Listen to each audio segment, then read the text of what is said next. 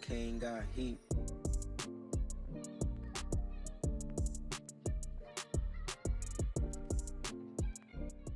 YouTube was good. Today we got a hot taper for y'all, a clean hot taper.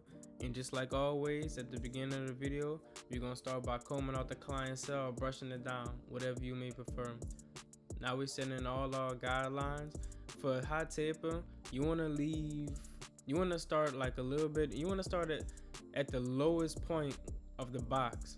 You wanna leave as much hair as there as possible, because even though we're doing a hot taper, we still wanna make the hot taper kinda low.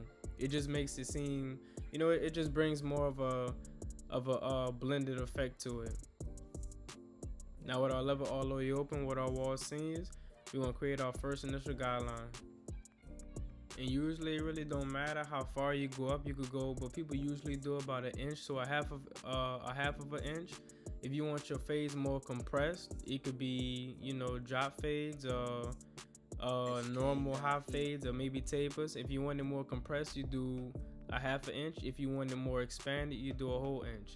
And what we just did just now was close our clippers all the way with our lever all the way, took out that first initial ball guideline that we had set in with our trimmers, then opened up our lever, and then we worked our way down with our full level click system to get a nice and easy fade.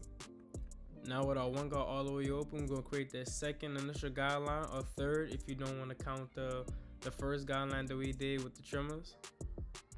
And the reason why I'm doing it with the lever open is because his hair is so thin. I don't know if y'all see it or not, but his hair is like very thin. Y'all might come across a lot of clientele like this, depending on where you live at and everything. But you want to make sure you leave as much hair as possible, even when you fading, just so it could look faded and just so the client don't look balded, if you understand. Now we have our half guard on now, and we close the lever all the way, taking out the second initial guideline. Then we open up the lever 3/4 of position or halfway, and now we just fading out from the second guideline to the first guideline that we had just set in, making sure all that is blended.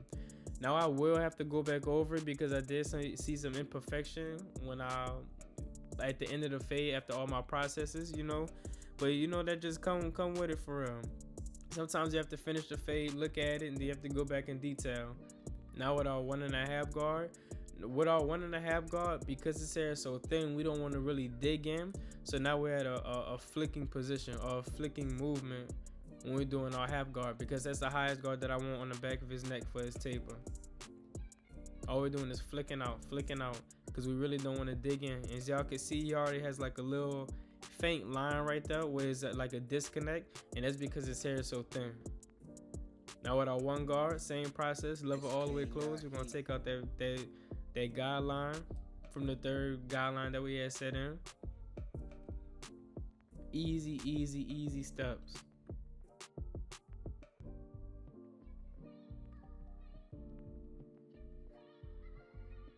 Now with our level 3/4 or halfway open, we're gonna start to take out that guideline.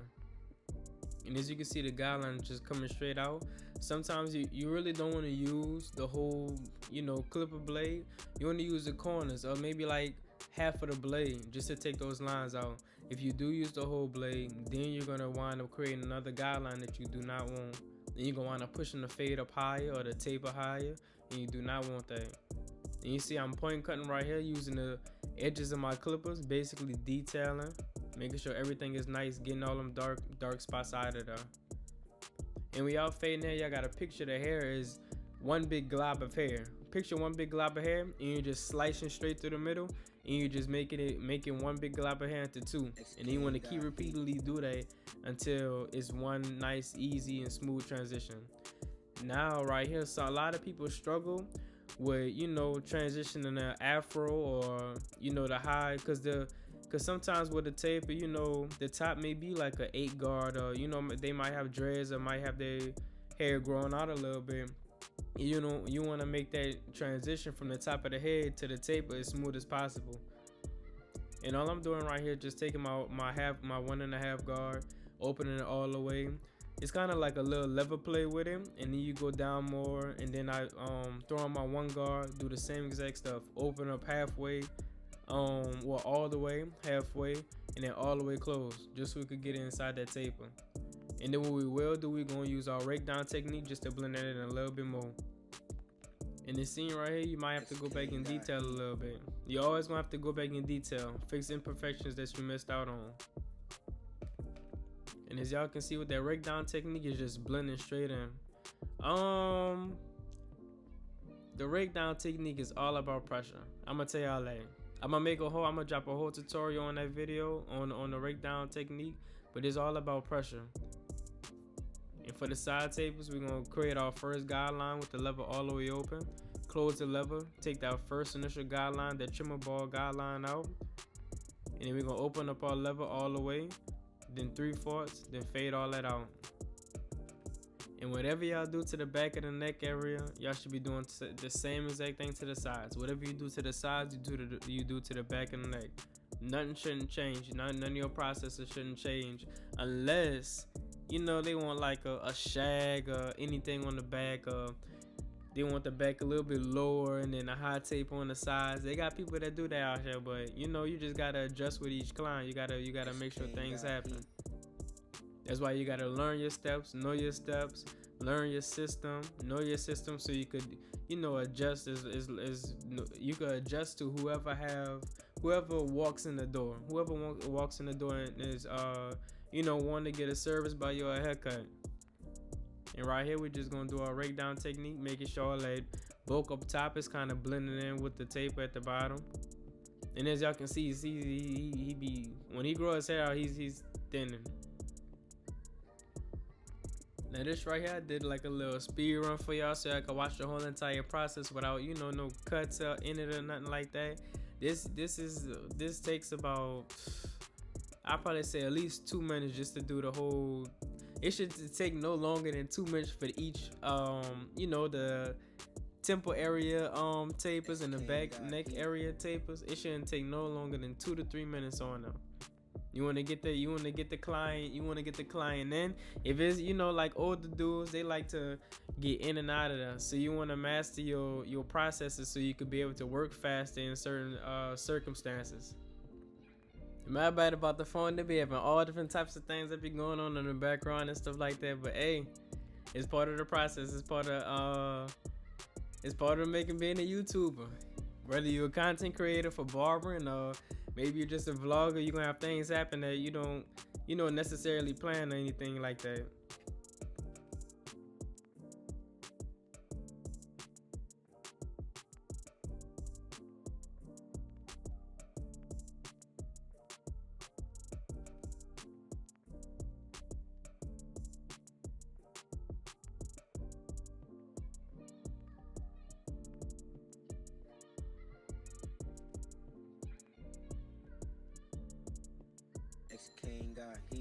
Now we're gonna start our neckline up process. I got my wall detailers, my gold wall detailers, and all you want to do is just angle the blade up and just, you know, work with the head shape.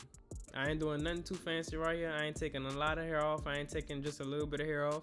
I still want to give that strong effect around the earlobes. It just looks way better to me. Don't be afraid to do it, but just make sure y'all not taking too much off. Same thing on this side.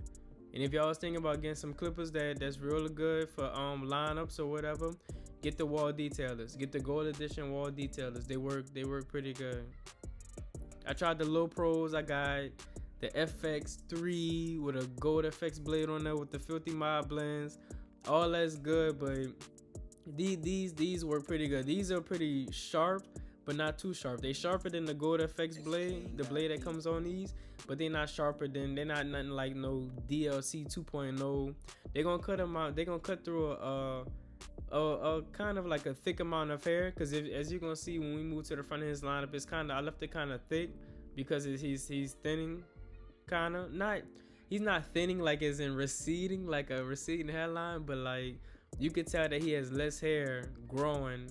Like for like every 5 pieces of hair, he has like 1. But it's an easy process. As you can see, I ain't really do nothing too special.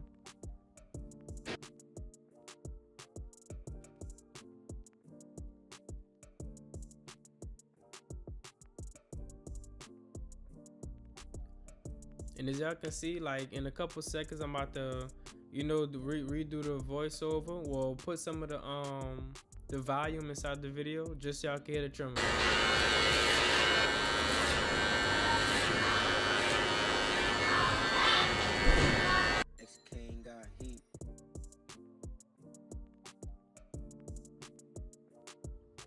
And for his lineup, I did initially prep his lineup so he can be able to have them a much amount of hair right there. That's about a 1.5 guard amount of hair at the top of his head.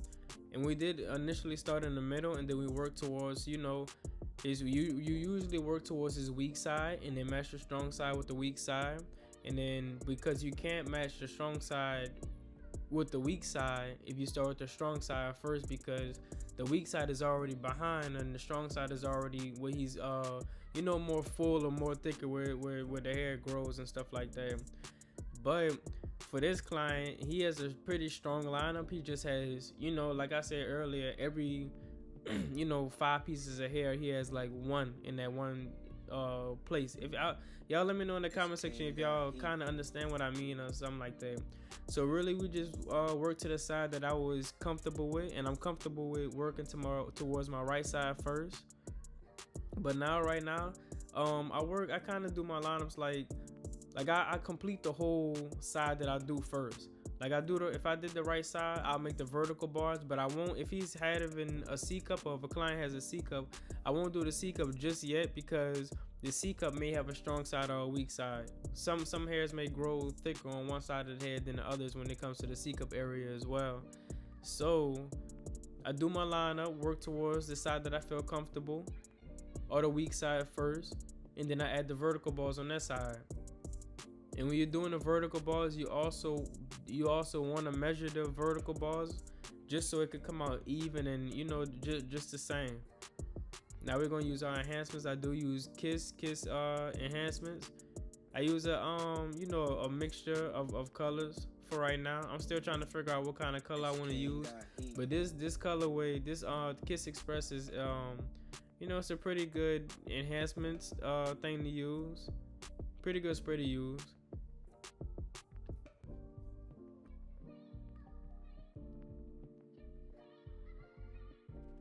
And with the enhancements, I'm really not doing too much. Before I put the enhancements on there, it already looked like his hair was enhanced, so it really didn't need that much enhancements. And this what he came in looking like before. Man was looking rough. You can see his thinning areas everywhere, as y'all can see right there. He barely even had a lineup for real. And you know what we do over here? We transform people. We make them feel good. We make them, you know, we just get them right, man. Make sure y'all like, comment, and subscribe. And I hope y'all enjoyed the video. Leave a like and leave a comment. Let me know what year y'all is into your barbering career. Let me know if you in school. Let me know how many months you got till you done with school. I hope y'all enjoyed the video, and we out.